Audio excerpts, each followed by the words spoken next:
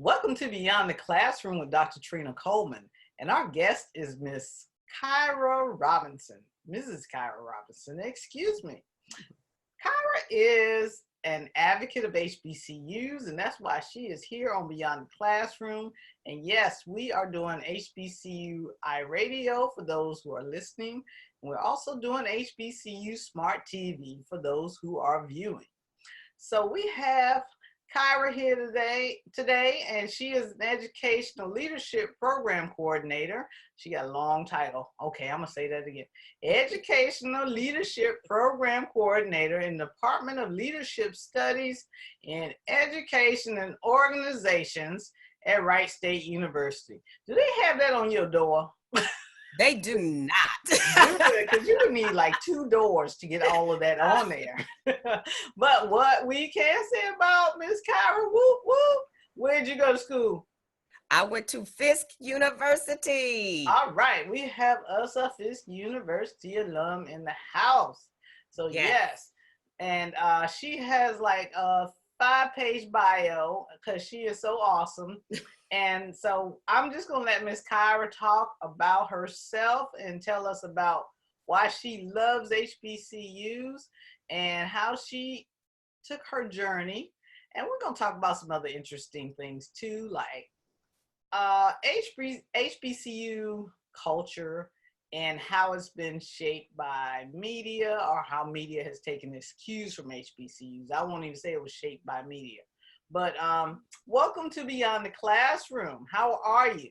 Thank you. I am well. Thank you so much for having me here today. I am just thankful that we have connected and that you saw enough in me that you wanted to invite me on your show. So thank you very much. Stop being so modest. You have so much to offer and so much information to give the listeners and viewers. You've written some books, and I can't wait for us to dive in and talk about, you know, the things that you're working on, the things you've done, and just to get my viewers and listeners to know Miss Tyra. Come on, tell us about yourself and tell us about how you ended up being a Fisk alum. My journey to HBCUs was not the traditional one. Even though I come from a household of HBCU graduates, my dad was a Tennessee State alum. Okay. And my mom was a Fisk University alum. They didn't really push HBCUs, not because they didn't love them or didn't care about them, but both my parents were educators, and they wanted us to make our own decision and where we wanted to go to school. And of course, when I graduated high school in I'm not going to say when. When I did the same thing. I'll let the viewers and listeners do the math. But when I was in high school at that time, counselors still didn't talk about HBCUs very much. And so that wasn't even though my high school at that time probably was maybe 70% African-American, 30% really other. That might be a little high, but it was around those numbers. The counselors just didn't mention it to us. And so I stumbled onto Fisk. I only applied to maybe 3 or 4 schools. I had a full ride to a local institution and walked from it. Especially once I visited Fisk, I fell in love. My mom was shocked that I even just stumbled onto Fisk, but I don't even remember how that occurred. But I wanted to go on a tour, and it was on that tour that I fell in love with the campus. I fell in love with the people. Even my tour guide, who is still, I'm still connected to this day. Wow. And I just knew that was the place for me. That was home. And even I wanted to be there so much at that time. When I attended Fisk, they were not in a financial position to give full scholarships. So they would give tuition scholarships. And I wanted to be there so much. Again, now mind you, I just said I walked from a full ride to take a partial ride. So to me, that says I really wanted to be at Fisk. I wanted to be at Fisk, and I wanted to be at an HBCU. So what I did was I cobbled together a whole bunch of other scholarships from elsewhere. and made it work, and have never looked back, have never regretted that decision at all. And after I left there, I went to graduate school at Ohio University and got a master's degree in journalism. My bachelor's degree is in English. Okay. And had grandiose plans to work in communications, and did a little bit of that. I've dabbled here and dabbled there, but my haven't we all? Yes, and still figuring it all out. But my professional journeys have taken me to work at 2 HBCUs as well. One being Harris Stowe State University in St. Louis, and Wilberforce University right here in my own backyard, out on the outskirts of Dayton, Ohio. Well, great. That is so fantastic. And the fact that, you knew in your heart of hearts that fiscal is where you belonged, regardless of the money, that's really awesome, because a lot of people would not have done that. They would have been like, well, they're going to pay for everything. I'm not going to Fisk as much as I want to go to Fisk. So, it was the place for you to be. And it was so divine for me to be there. Divine intervention, divinely inspired, however you want to say it. Absolutely. And that's great. And apparently you don't regret it. I do not at all. And even today we hear a lot of people say, with my working in higher ed and working with young people here and there, I often hear people say, well, they just have to go where the money is. And you hear that quite a bit. I know you hear that a lot. And it doesn't make sense, because, people don't do that. Some people do it with jobs, but not all the time. They'll take happiness over money. It might be $10,000, $20,000, $30,000, but they'll settle for the happiness over the money, which is not a bad thing to do. Right. Absolutely. But I hear it all the time, even in talking with friends. They say, well, they need to go wherever the money is. And I'll stop and say, well, but when I didn't go where all the money was, there's a will. There's absolutely that way. And one of the things that you had, I guess, working for you was that you knew how to find scholarships. Because you said you kind of cobbled together the difference between what they were offering and what you needed. And sometimes students don't know how to do that. Right. And I will admit, even for me, some of it just kind of happened by happenstance. And by that, I mean, I was a debutante. I did that kicking and screaming. I did not want to do it. But my mother was insistent. Really? And said, I was a debutante, you're going to be one too. And so I did it. But what she saw something I didn't. And again, that was as well, because at that time, the debutante ball, I think there were 56 girls from our area in it. I got the highest scholarship out of all those 56 girls. Well, so congrats. I took that money and added that to it. And then there were just some other scholarships that just came along. And even when I fell short one year, even when I was at Fisk. And I think this is something that students don't always think to do either. I went to the financial aid office and I said, look, my GPA is this. I need you to find me some money. And, and they were able to find me some extra money, and so I think students maybe don't know they can do that, or they don't. And recently I was talking with some classmates of mine. I went to homecoming, and I was talking with some classmates of mine, and they were recounting their journey to Fisk, and just how they had never really heard about Fisk when they came. But after the admissions counselor, and this is back in the day where the admissions counselor came and sat in your living room, and that's what they said. They said, wow. One of my classmates said she had a full ride somewhere else. And again, she was like me, good student, but had that partial tuition scholarship. And she said, by the time he left, I was going to Fisk. And that's just how it worked out. And then her husband, who's a classmate of mine, also recounted too. He said, there were times I just didn't have the extra money. He said, but I got to know some people in financial aid. And he said, God is good because so many people, had mercy on me and blessed me and helped out. And so that's one of the things that I am really big on, is how we can help one another and help our young people while they're in school. One of the things you said, very as alum, giving back. Exactly. But one of the things that you said that, kind of has me thinking about the process and the HBCU experience and old school versus new school. The fact that the admissions officers used to come to the house, just like, now it's athletics. They'll come to the house and visit. They're trying to recruit an athlete. But to have HBCU admissions officers and representatives come to the house to try to recruit the students to come to those schools that are scholars and, have good grades, good students, not because they play a sport, but just because they're trying to get them to come to that school. I think that would maybe, what do you think about that, raising recruitment numbers at our HBCUs that have kind of been suffering? I think that's a big issue.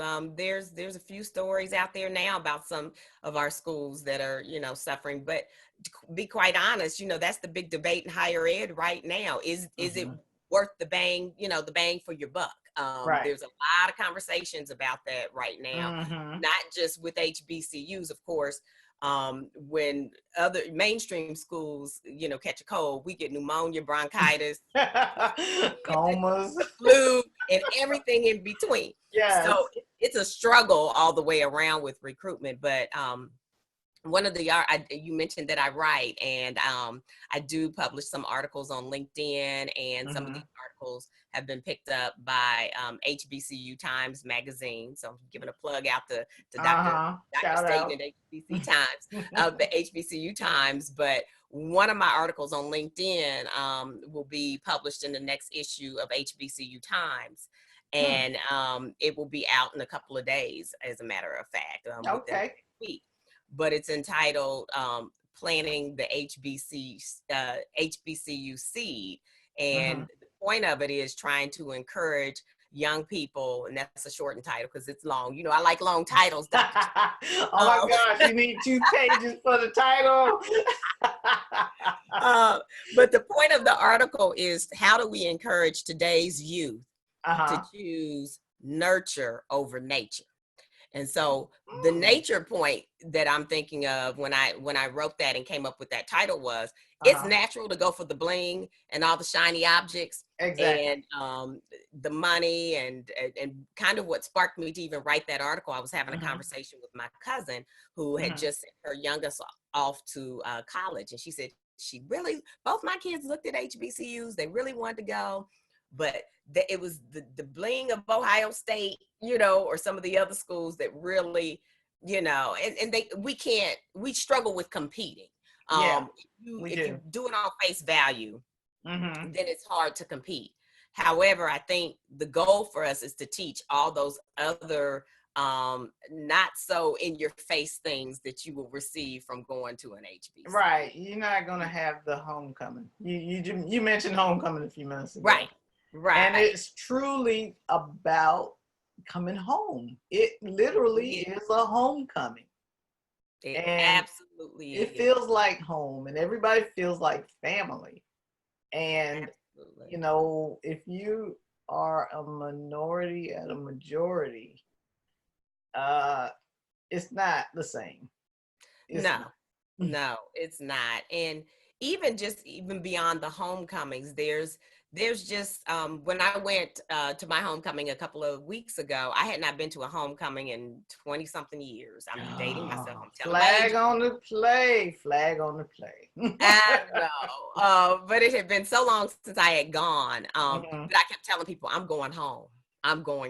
I mean, that's just how I felt. And just even walking back on campus and taking in the history and the sites, because as you and I talked previously, the older you get, the history of our institutions and the history of our people in this country strikes you a little differently. Absolutely.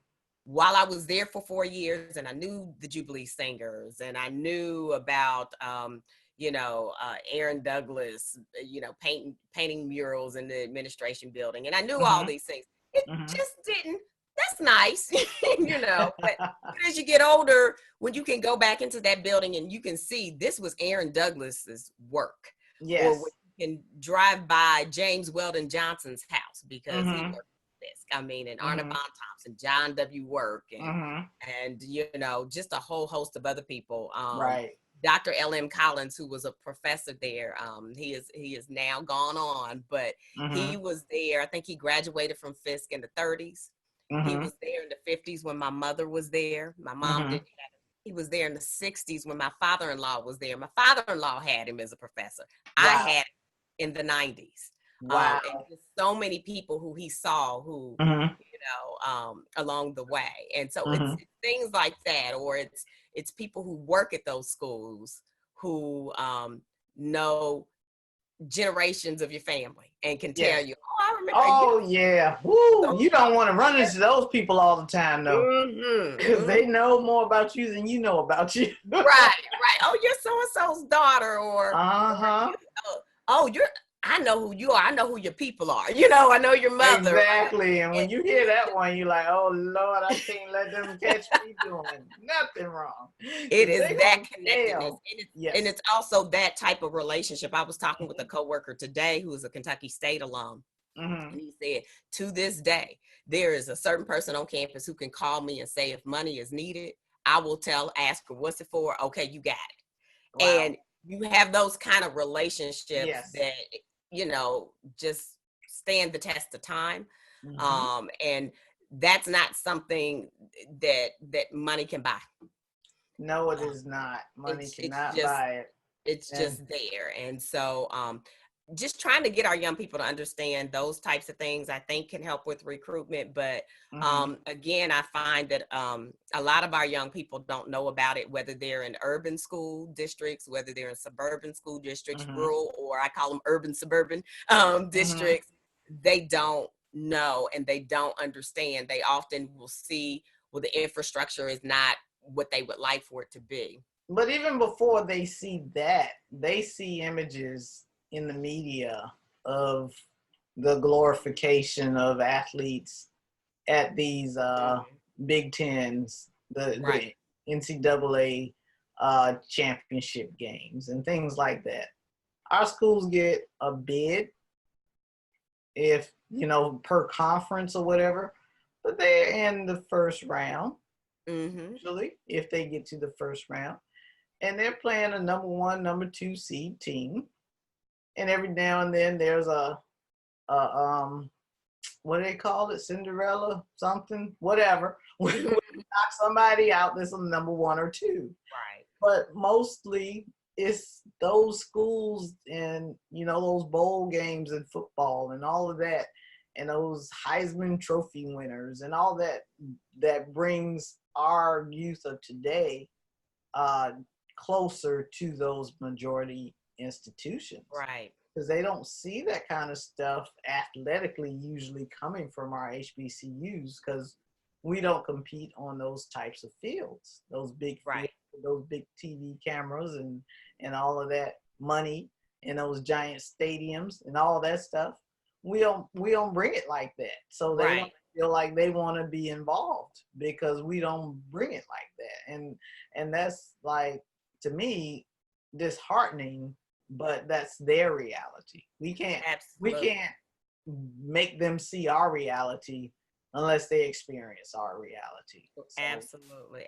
We got to get tricky on them somehow. We got to figure out how to get tricky on them. So we're working on it, especially now. I mean, more than ever, it's crucial that we get our recruitment numbers up, get them stable, and keep them stable.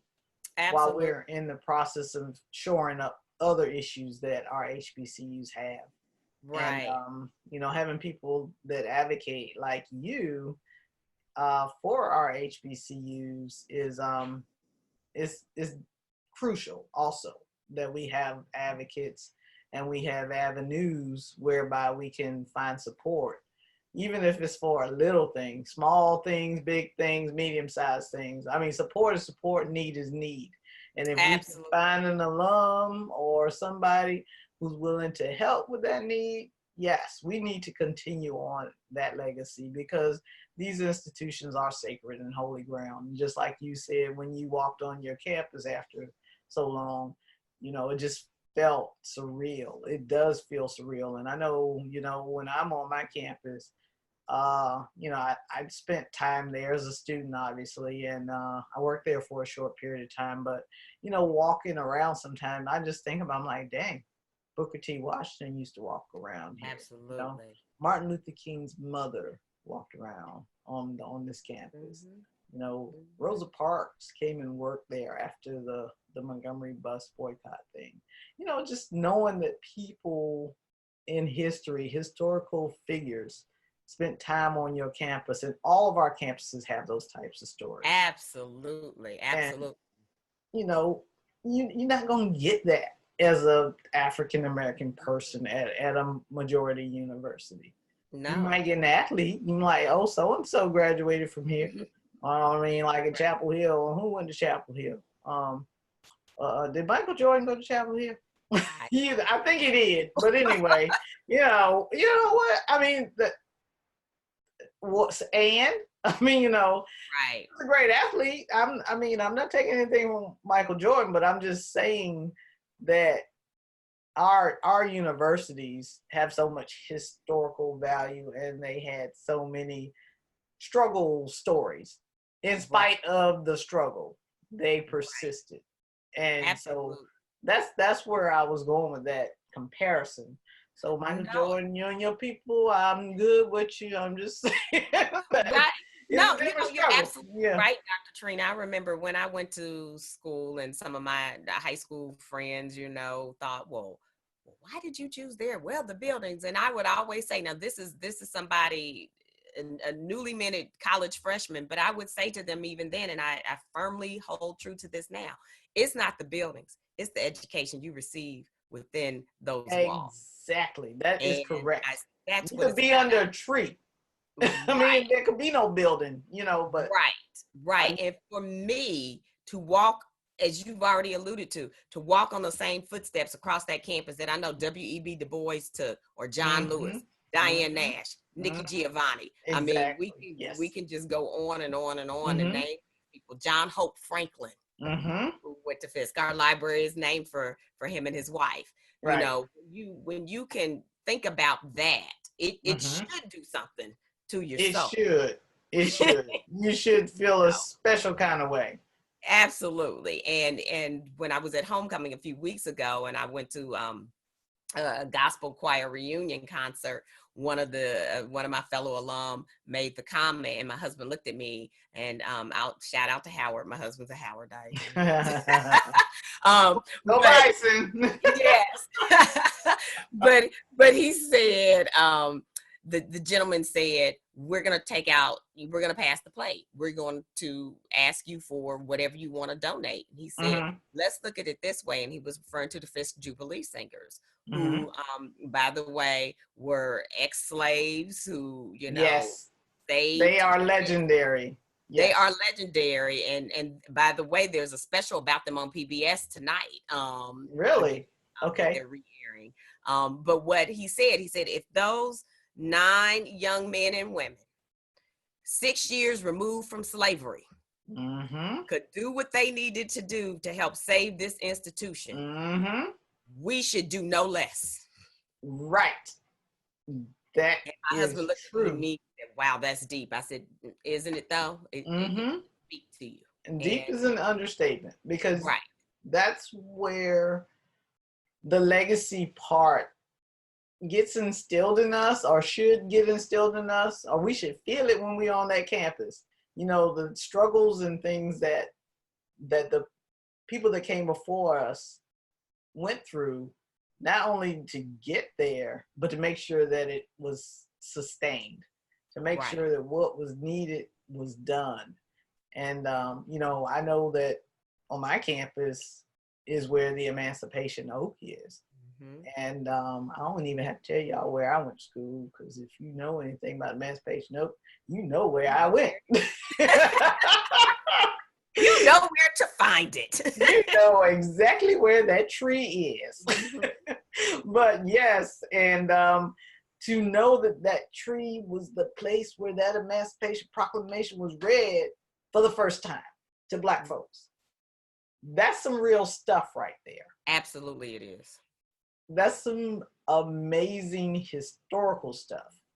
And, for it to come full circle, and, ironically, it was in the same place where we had the first landing of Africans in this country as enslaved people.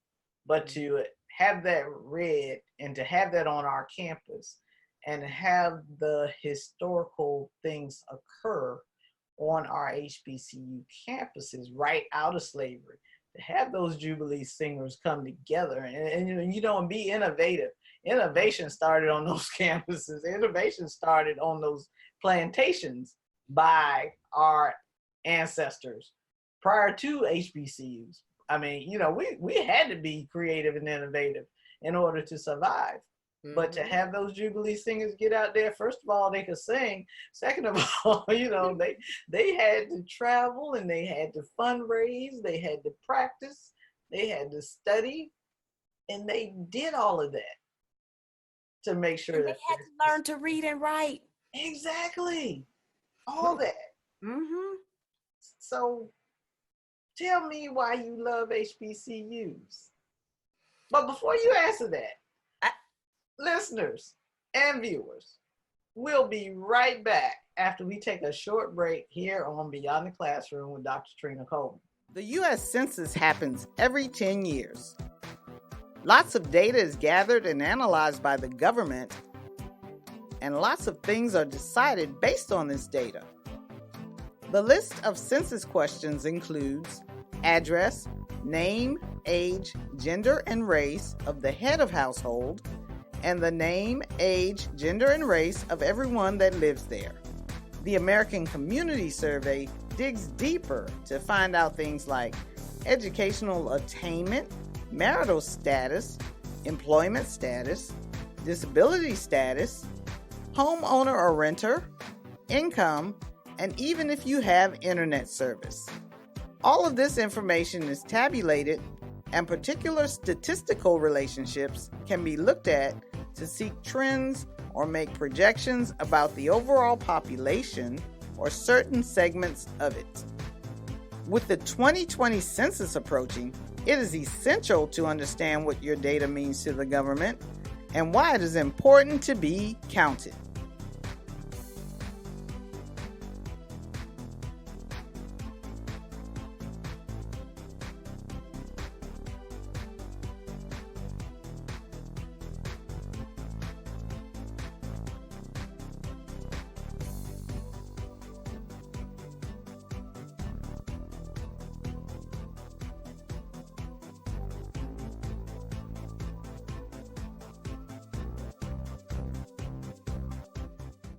Okay, welcome back to Beyond the Classroom with Dr. Trina Coleman.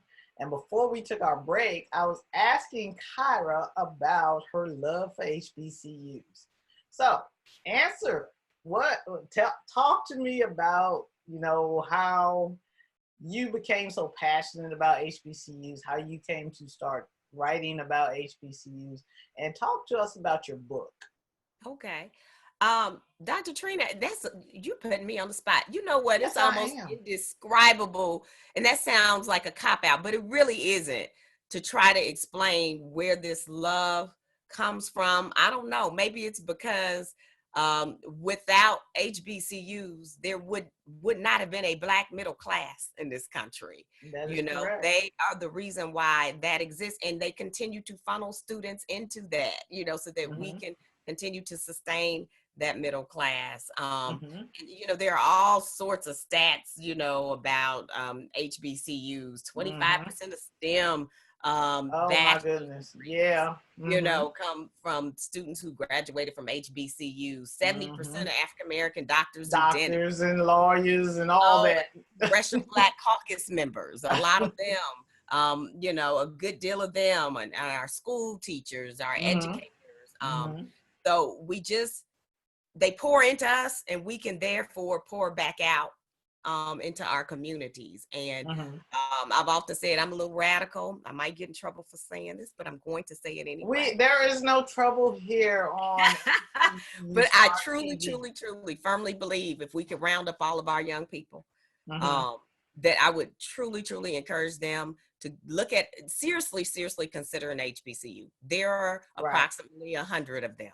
You know, one size does not fit all. Doesn't any you know, institution, but they can find one that fits them and that, you know, meets their needs. And if you go to one and that doesn't suit your needs, you know, you can look at another one. But there's something, I believe, for everybody. There's a fit for everyone.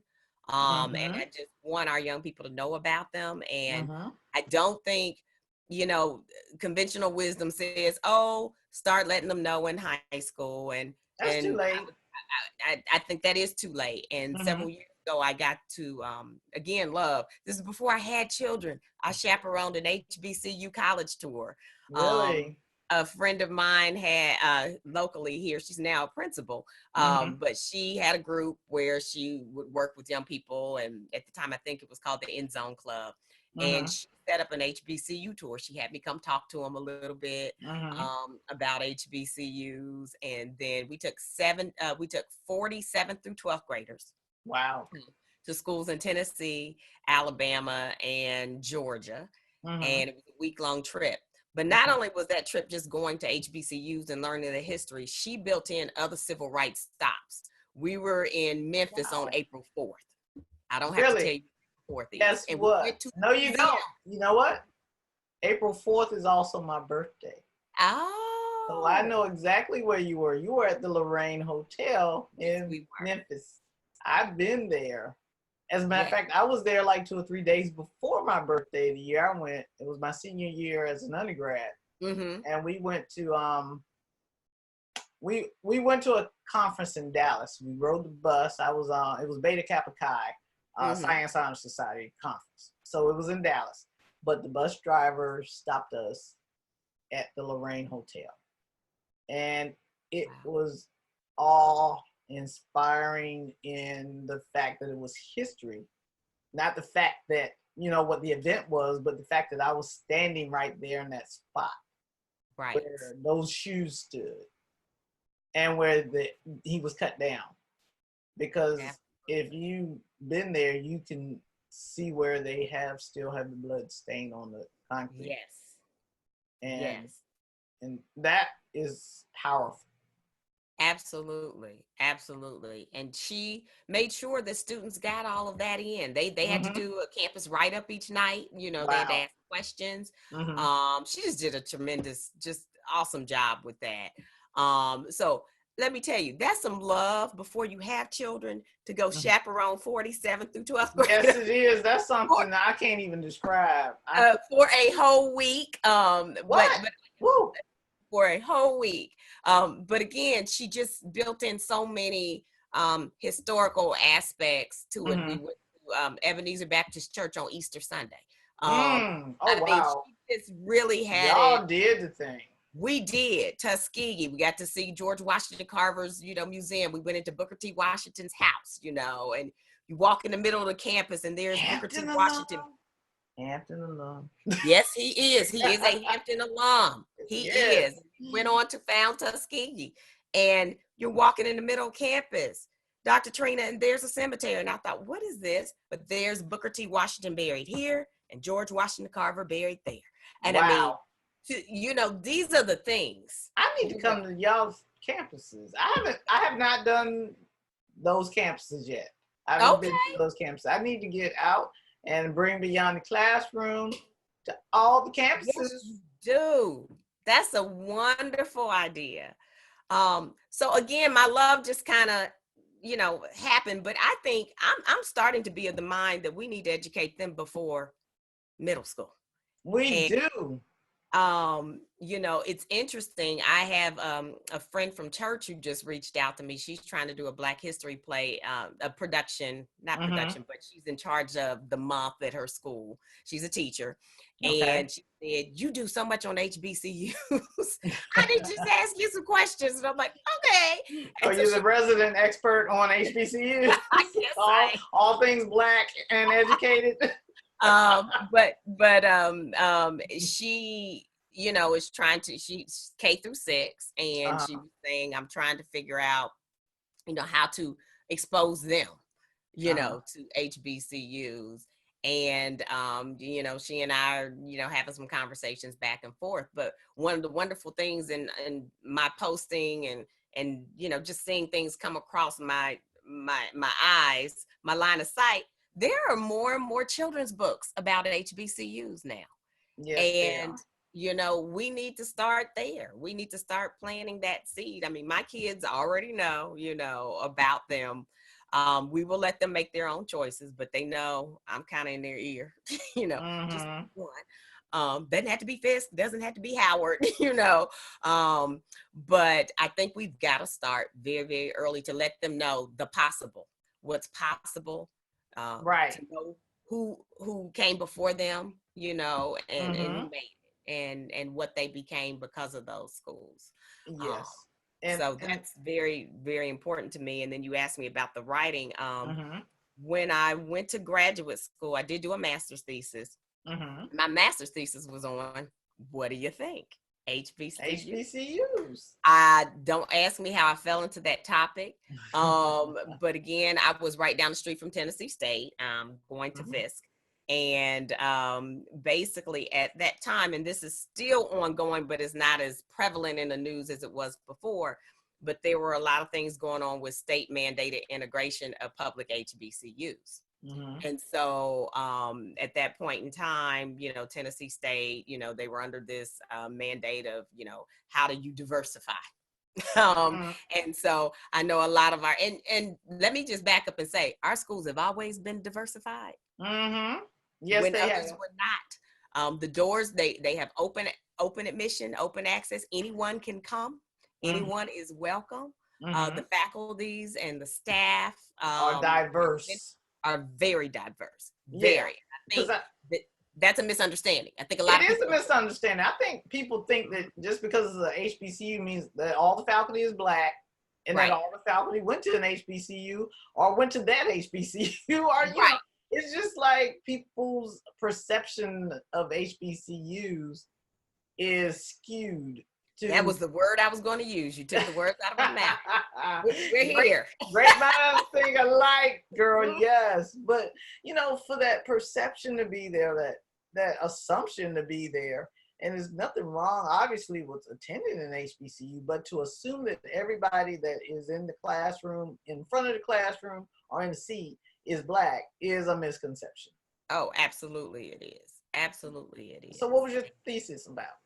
It was about state mandated integration at public historically Black colleges and universities, and I did a qualitative thesis because I'm not a numbers person. Listen, y'all, I was an English and journalism major, but I did qualitative. But I looked at 6 HBCUs and what stages they were in, and I followed the court cases that they were in the middle of. So I looked at court cases.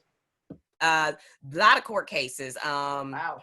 Ayers versus Fortis, I think, and it became U.S. versus Fortis when it went to the Supreme Court and all of those cases. But I talk about the history of HBCUs, how they came into being, and then I also talk about some of the court cases that had an impact on HBCUs. So I go even back to Plessy versus Ferguson, the separate B rule and Brown v. Board and all of that, and then I talked about all of the court cases that were dealing with, the states that had HBCUs. And I think they were called the Adams states, if I remember correctly. But I looked at Central State here in the suburb of Dayton, Ohio. I looked at Kentucky State, Tennessee State, and then the 3 schools in Mississippi Valley, Jackson State, and Alcorn, because they were in a case at that point in time. and just kind of followed. What I did is I looked at it because I was a journalism major and my interest was public relations at that time. I looked at it from a public relations standpoint. So I wanted to see what the various publics felt about this push to integrate, if you will, HBCUs. So I took it from the alumni standpoint. So I wanted to talk to alumni affairs or alumni presidents to see what their take was on it. I talked to public relations people because I wanted to see, how do you talk about this? How do you, sell this? How do you, really just explain it? And then I talked to also SGA presidents because I wanted to see what students felt about it. So that's just in a nutshell what my thesis was about. But later on, I decided to self-publish it as a book. So I updated some things, and the book is entitled No Ways Tired. Those of you who are spiritual people. I was going to say, that's some gospel right there. Yes, it is, James Cleveland. That's where I took it from. No Ways Tired, The Public Historically Black College Dilemma. So that was, and the book was published many, many years ago, over 20 years ago, but there's still a lot of information in there that's relevant today. And honestly, Maryland, the schools in Maryland are really feeling it right now. Yep, they're feeling it right now. Yes, they are. I can't remember how long their court case has been going on, but it's been over a decade. No, it's going, because one of my girlfriends works at Bowie. Yes. And so, they're in the Google it right now. You will find real-time stories where they're still going back and forth with Governor Hogan on, trying to have equal funding and all of those things. So, it's still an issue. It is an issue, and it's not just Maryland.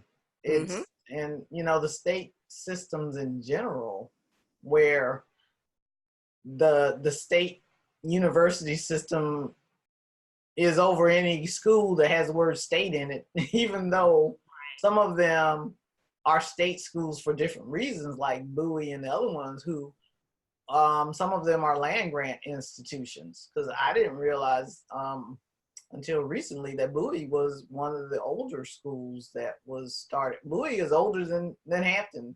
Bowie may be older than Howard. Okay.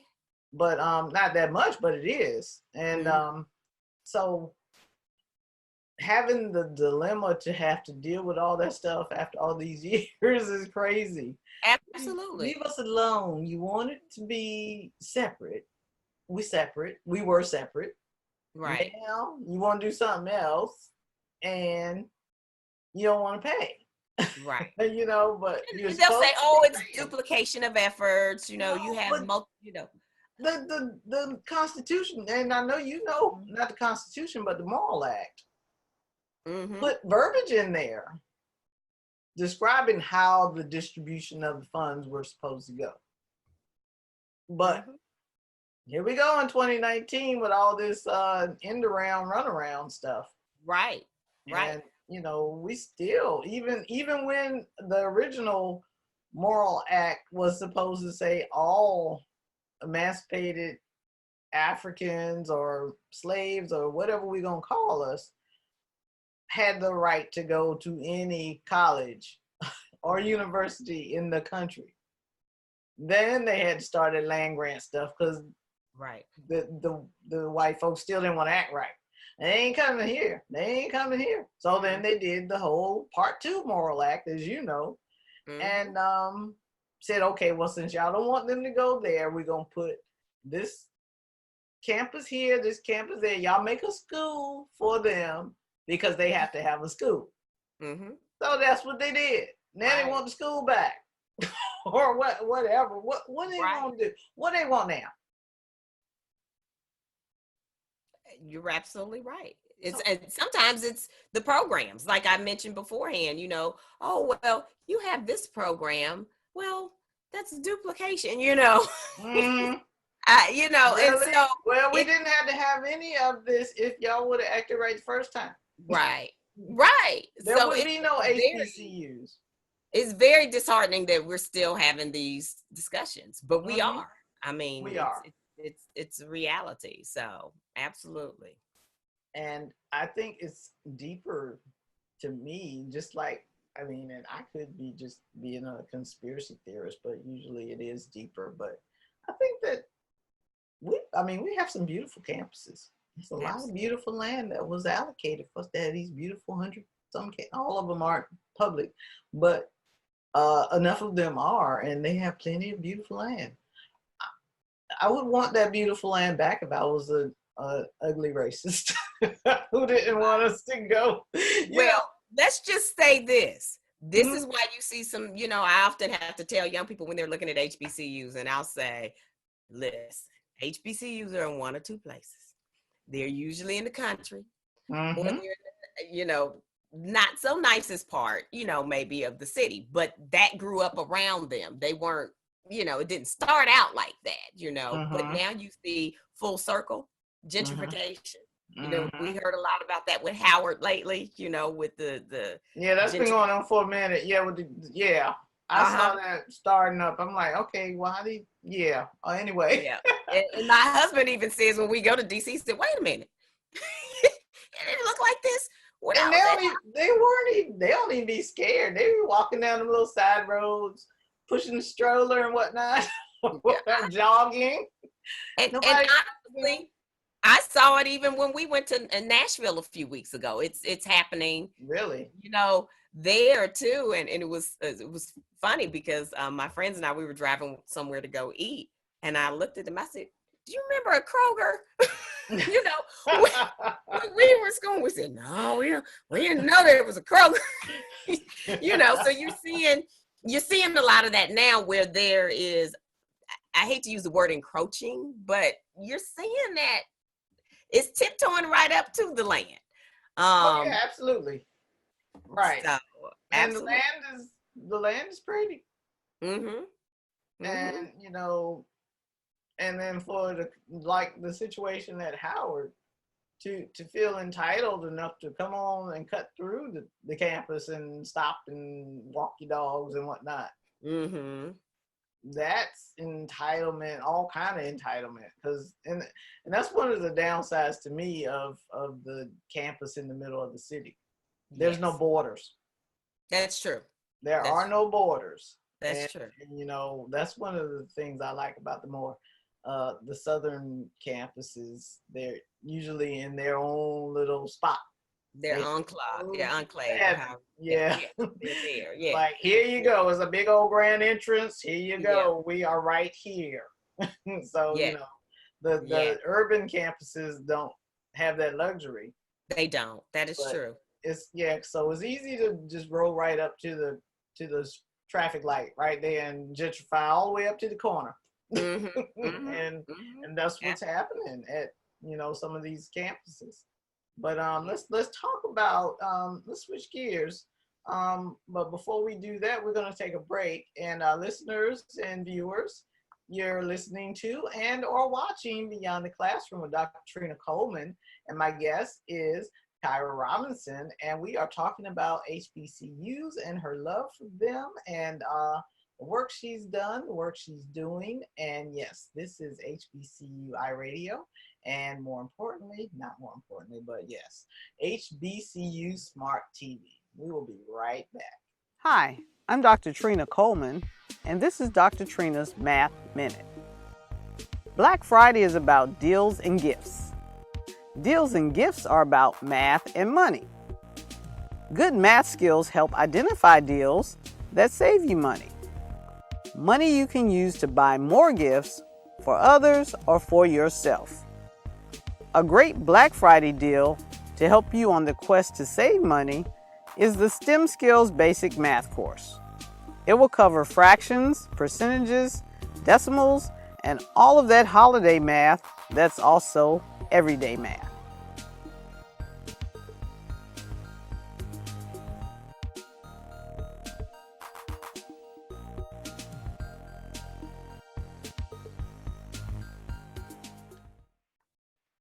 Okay, welcome back to Beyond the Classroom with Dr. Trina Coleman, and I am talking with Ms. Tyra Robinson, and we are talking about HBCUs and our passion for them, how we get students to get recruited, and appreciate and love them the way they should be loved.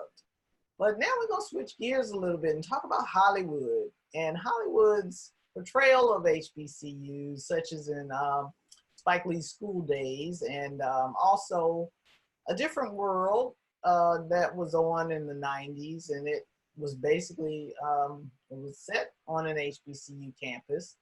And it dealt with a lot of issues that were current for the time: racism, STDs, AIDS, all kind of stuff, injustices, but they were very relevant at the time. And they also dealt with, you know, showing us what campus life was like at HBCUs. So, Tyra, talk to me about School Days and how that movie was like a big old wow for the United States and the world, probably, because there was nothing that was ever really produced that, you know, showed the culture on an HBCU campus. Right. Oh no, I think, yeah, School Days just set it all off, didn't it? Oh, good Lord, yes it did. Yes it did. We fly. I remember I was in Greensboro when I saw School Days, I think. Husband one, let me see. Yeah. Anyway, yes, I remember where I was when I saw School Days. Oh. And yes, it set it off. It really did. I mean, oh, absolutely. I mean, even just one of the things that I remember it tackling the most was, you know, colorism. You know. Oh yeah. With us. Yes. Jigaboos and the wannabes. Yes. Yes. Yes. I'm like, what they want to be? Everybody had to take a side on that one. Yes. But yes. So it really just opened a door that had not, you know, yet been even cracked. Right. To talk about our schools, and it is a classic. It's a classic. It is a classic, and I think that, you know, once, as you mentioned, the Jigaboo wannabe conundrum, I'll call it. It actually also gave a look inside of our culture and showed that we weren't always united, because historically we were all for one and one for all, because we had to deal with slavery, all for one, one for all. Civil rights movement, all for one, one for all. But, you know, in our environment, in our microcosm where we were, we still had strife. And that was one of the things we had strife about. And I suspect perhaps on plantations, there was strife. They couldn't do anything about it because the lighter skinned slaves were treated differently from the darker skinned slaves. So that's perpetuated through our culture. And it was portrayed very, you know, accurately in that movie, as were a lot of other things. So proceed, Miss Tyra. What else you want to say about School Days? Because we could spend an hour talking about School Days. We could. And I need to go back and rewatch it. I'm on this kick now where I have my daughter. She loves like the movies from the 80s and the 90s now. So we have a collection, so we'll sit and watch them. So that's one that we probably need to sit and watch, which I've not pulled out yet. So it's been a while since I've seen that one. But A Different World, I just love A Different World. Even to this day, you were talking about a lot of the issues that the show addressed at that time that were very relevant. But I submit a lot of those issues are still very relevant today. They are. Which is why I'm glad to see it on syndication now, and you can they can get it through Amazon Prime or whatever. You can watch it on TV One or some of those channels. TV One did have it on for a while, yes. And because they just celebrated their 30-year anniversary of A Different World. And I remember it was on then. I watched some of the episodes. Right. Oh, I could sit and do a marathon. I really could. And me, I'm a little biased, and some people may take issue with me, but I believe that it is the most accurate portrayal of HBCU life to date. I still say that. Absolutely. And especially because it was in Virginia, near the southernmost part of the state. where there's water. I wonder what campus that was. It was based on, right? I wonder what campus that was. Rhymes with Hampton. No, but you know, that's the you know, the one of the things people say, oh, it's supposed to be handled by Hillman. But anyway, but yes, they did deal with some relevant topics of the time. You remember the episode when Dwayne and Ron went to that football game at one of those other schools in Virginia that we not gonna name, that's got Virginia either in the front or the back. Anyway, VA something. And then they got the N-word written on the car, and they ended up in jail with the team mates or members or whatever, fans from the other school, and they talked about their differences and all of that and all the stereotypical stuff. That's real for today. It's very real for the day. And then even the cop telling them, you don't know. I could have marched with Martin Luther King. See, exactly. He sure did. He sure did. And then and he gave the other boys community service. They had to fix the car. They had to do all kind of stuff. But the fact that they had that open dialogue about it was the thing that made it so relevant. That was the thing that had us running to our dorm rooms to watch it on. Did it come on Thursday after the Cosby at 8:30? Yes, it was. Did they take over that slot? Anyway, we know Thursday night at 8 o'clock, you're sitting in front of somebody's TV watching NBC. Right. Because either Cosby or Different World was on. Yes, that was a good episode, and one of my favorite ones, one of my go-to episodes. I think it's called "Here's to Old Friends." But I've written an article that has favorite HBCU quotes of mine, so I often call them HBCU quote of notes. And there was one where Dwayne Wayne had a friend who showed up who was trying to get him to transfer to a mainstream school because the school had all these things to offer, and how Dwayne kind of wrestled with it for a little bit, and then he talked to Whitley about how did she was him and her first choice and how did she choose it, and she goes on to talk about her great grandfather or whatever grandfather was. Yeah, she was a legacy. Right. And how he was rejected from a school but went to Hillman and became some First Circuit judge of whatever county, and how her counselor told her, why would you waste yourself at a school like that? And, her thing was that, at Hillman, she knew that that no place would teach you to love yourself and know yourself, though something to that effect was a quote, like Hillman.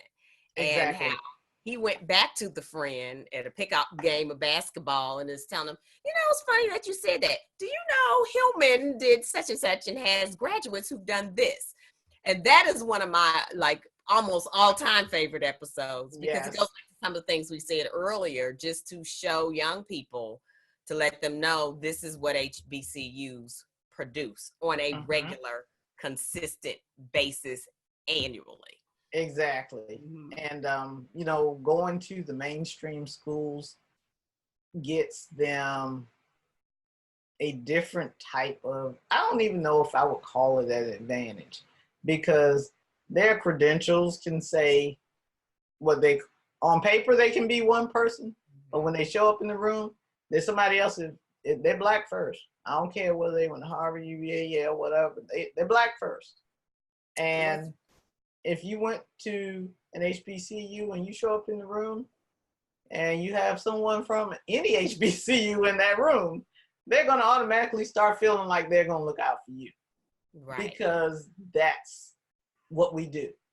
As we call it, what do we call it, Dr. Trina? That HBCU love. HBCU love. Gotta have it. Got it. It's part of the package. And it's different from the hookup. It's not the hookup. It's the lookout. That's exactly I'm what looking out for you. And, if you're representing, and that's the other thing, when we step off our campuses, we're not just representing ourselves. We're representing our campus, our university. So that's the thing that keeps us not grounded is one thing, but also sharp, Yes. Represent your campus. Represent all HBCUs, not just the one you went to, but you have to represent well. And those are the lessons that you learn at HBCUs. Yes. And I mean, and that's, that's outside or beyond the classroom, as I like to say. Right. Absolutely it is. Which is one of the reasons why, I call this show Beyond the Classroom, because the things that we do outside the classroom are the things that matter just as much, if not more, than what we do when we're in the classroom. Like the work you did, like taking the kids on the college tours, doing those types of things. That's that beyond the classroom stuff that we do, that we are obligated and responsible for. And nobody's twisting our arm. It's just as ingrained in us, because if it weren't, then we missed something when we were there. True. And so, go ahead.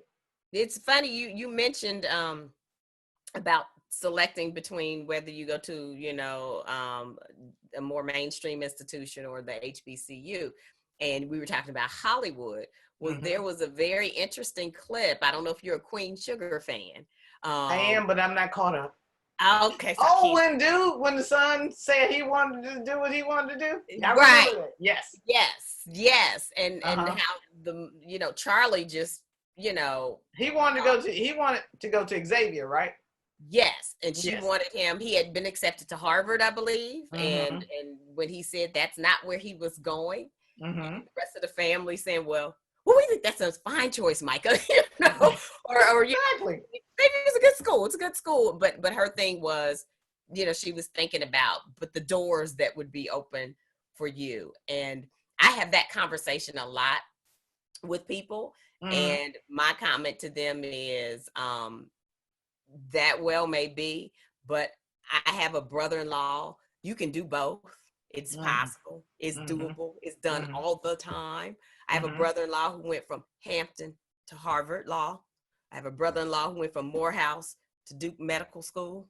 A father-in-law who went from Fisk to OSU Medical School. My husband went from Howard to Wash U for his MBA. So I see it around me all of the time. Oh, absolutely. It's great training ground, preparation for you to go on and to go to, some of the other schools, the other Ivy Leagues. Listen at me, because we have the HBCU Ivy Leagues too. Yeah, we do. Yes, the other Ivy Leagues. So, but all of them aren't Ivy. They like to think they are just because they're not HBCUs. But I mean, but the other Ivy, that we do call ourselves some of the upper crust are the Black Ivies. But the other ones, you can do just as well, if not better, by not going to one of them. Right. And one of my former classmates, who is also a colleague, and she's been on the show. She her name is Dr. Claudia Rankins. I'm gonna call her out. Yeah, hey Claudia. And Claudia is one of the program managers at NSF. Okay. But and she's not an African American at all, but she got her credentials at Hampton. She got her PhD in physics at Hampton. And she said on my show, she told one of her colleagues, she was like, "Well, look at you. You got your PhD from Harvard, and I got mine from Hampton, and we're sitting here in the same job making the same money." How about that? So what difference does it really make? Right. So, and final analysis.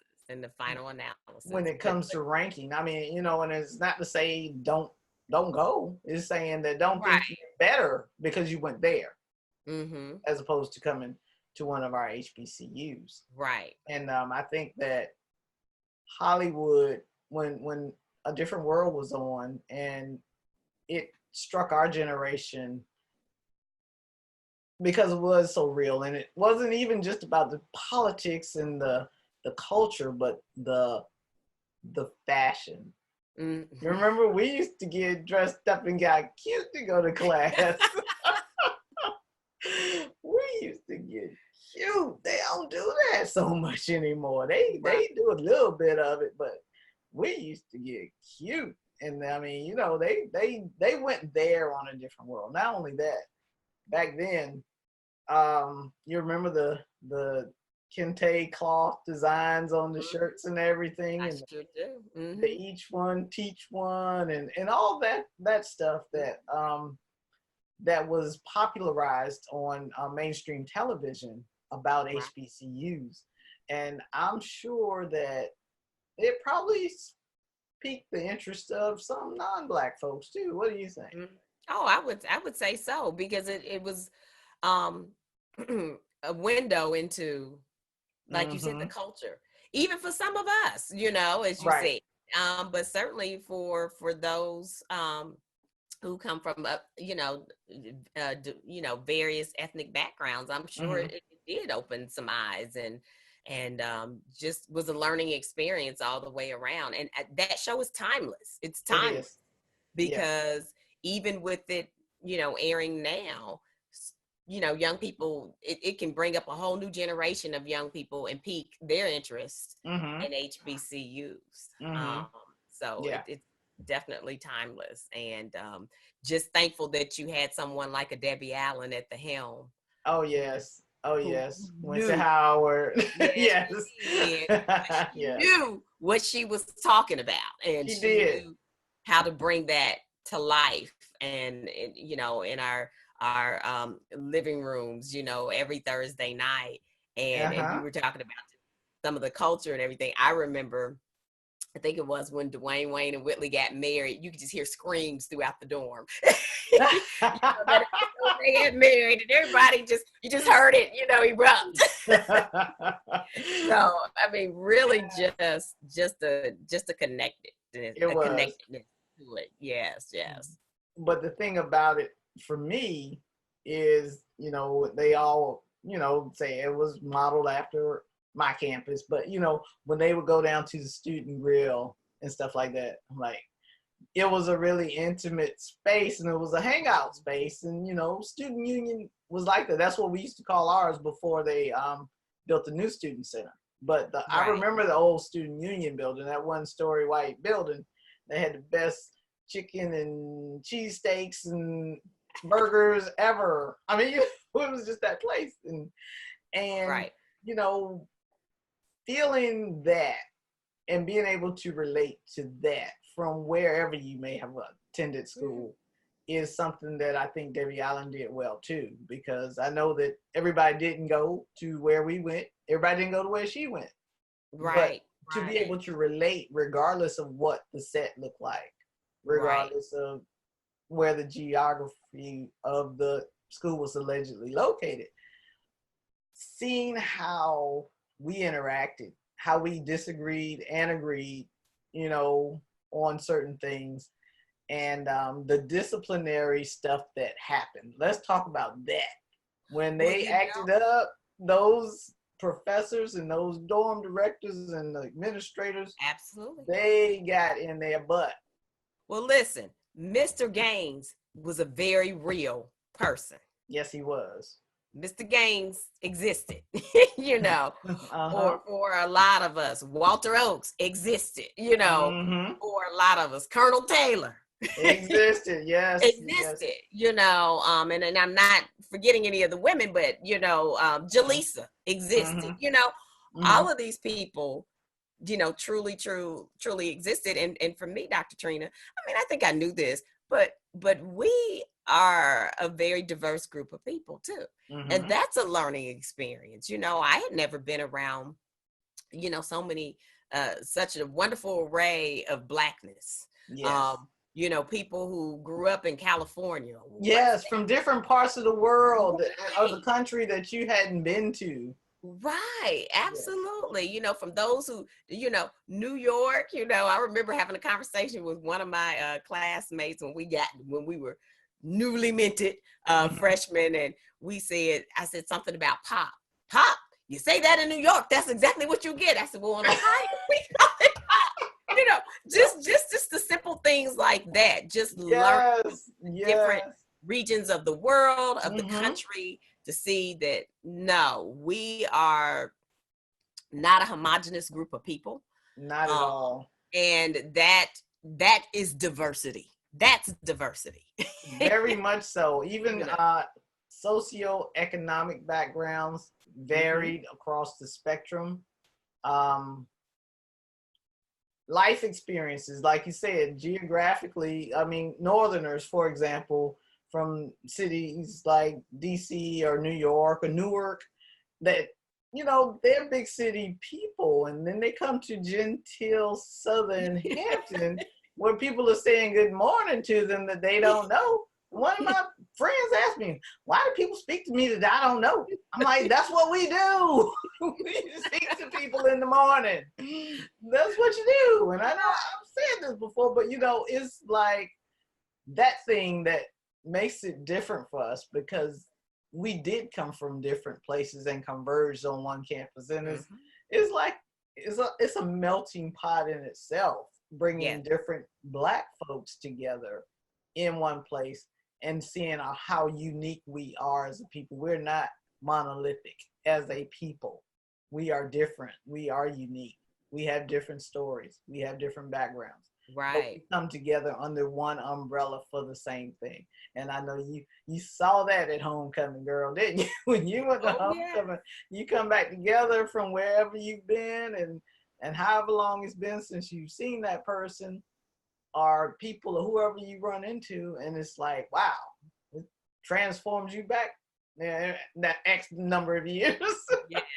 Yes.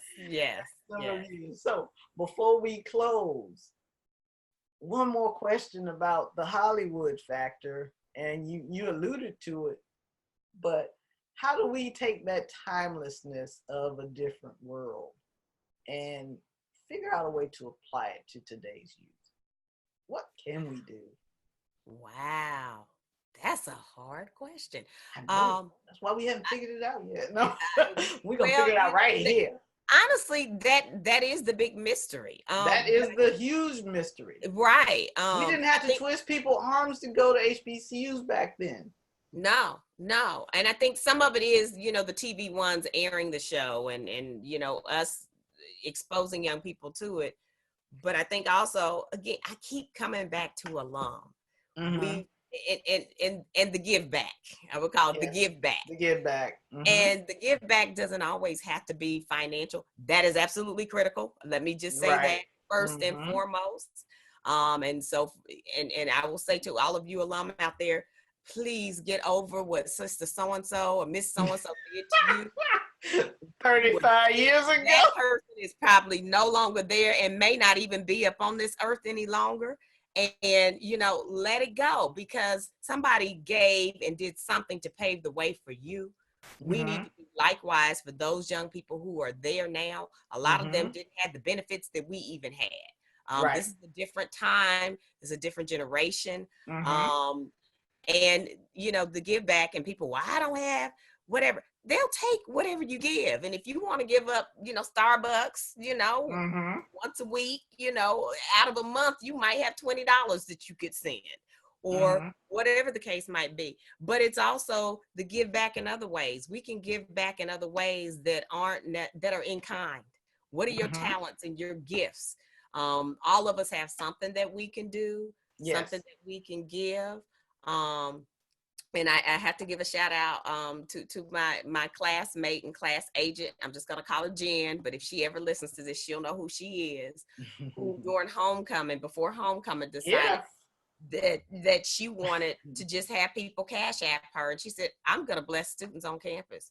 So she literally got over 100 students, and it may have been well over 100. I'm not sure what the exact number was, and just rolled up on them on campus during homecoming and gave them a little money. So for them to see, you know, older alum come back who care about them just enough to give them something, to start planning, you know, philanthropy, you know, and just how you give. We've got to work on that too. We need to get these young people, when they step foot on campus, on what it means to give back, however that might be. And I think when we start instilling that, that may hopefully help, you know, trickle down too. And it could even be recruiting, you know, students for your alma mater, or you know, whatever the case might be. Or even locally, we have some students who are there, and from our local chapter, they took gift bags and with goodies from home to the students, and I thought that was so sweet, so they could have, you know, just a taste of home. And I thought and they were really excited to get that. So there are little things that we can do, I think, to try to show that nurturing spirit, the love, the care, and we have to think outside of the box, and in some ways we have to think where there is no box at this point. There are no lines. Yes. But we have to do what we can do, and just try new things and different things. And if it means, you know, engaging with them on social media, you know, whatever the case might be, to try to get them interested and expose them to the wonders that are HBCUs. Yes, and you've given me some ideas about unconventional givebacks. And one of the things I was thinking while you were talking is, when you were saying it doesn't necessarily have to be financial, is some students may need help studying, I mean, and this is high school level, for the SAT or something, so that they can get that score to get in. But then I took it to another level. I'm like, well, some of them are there and they need some help getting past general physics so they can get to that next class, so they can stay in pre-med. Right. And or somebody may need I can get back in that area. Somebody may need an outfit to go on that interview. That's true. They may. You know, there are lots of ways. Or we can, you know, maybe you can take a weekend and go to your campus and help beautify the campus. You know, maybe they need weeds pulled up, you know, whatever. I mean, there are things that all of us can do. Maybe you write grants. Maybe the possibilities are endless. Yes, they are. There was a student that was from Ferguson when I was working at my alma mater, and she came back for the spring semester, but she didn't have all of her money. But she said, I'm coming back and I'll figure out how to get the money together when I get there. And that's what she did. And she got contributions. I mean, I helped her out. I mean, you know, but that's what you do. You come back and you get support, or you give support where support is needed. And so that's always been the spirit and the tradition of our HBCUs. And back to the whole shiny bling bling, those bling bling buildings come from alums on those campuses. Those people, they might have bigger checks, but they're giving back. And that's the thing that, you know, we still have some catch up to play and some catch up to do, but we can still do some stuff, as was shown. There are generous acts being done by some of the wealthier of our African Americans, as we all see in the media. But we don't have to all be wealthy to do something. And so that is that's where we are. So thank you so much, and it's been a pleasure. And I enjoyed this. I am enjoying having smart TV. It's engaging to engage, you know, to have conversations and dialogues with people like you that, you know, are bringing relevant content and talking about ways that we can bolster our HBCU communities and just keep it moving. That's basically what we're doing. We're keeping it moving. And I appreciate you, and thank you. Thank you. No ways tired. No ways tired, girl. Tired. That's right. Yes. That's right. Well, this has been Beyond the Classroom with Dr. Trina Coleman, and we had Ms. Tyra Robinson here from Fisk University, which is her alma mater. She somewhere else now. We ain't gonna talk about that. No, I'm just playing. She got a long title. We would be running out of time if we went there. But yes, thank you so much for being on Beyond the Classroom. And until next time.